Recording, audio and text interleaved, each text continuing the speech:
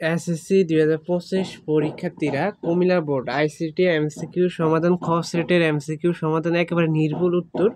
তো দেখো, একের হচ্ছে বড় গ, দুইয়ের হচ্ছে বড় গ, তিনের হবে বড় গ, চারের উত্তর হবে তোমাদের খ নম্বর ছোট গ, পাঁচের হবে এখানে খ নম্বরটা, তারপরে ছয় হবে বড় গ, সাতের হচ্ছে তোমাদের খ, আটের হচ্ছে ক, নয়ের হচ্ছে ছোট গ, দশের হচ্ছে ক, 11 হচ্ছে তোমাদের ছোট গ।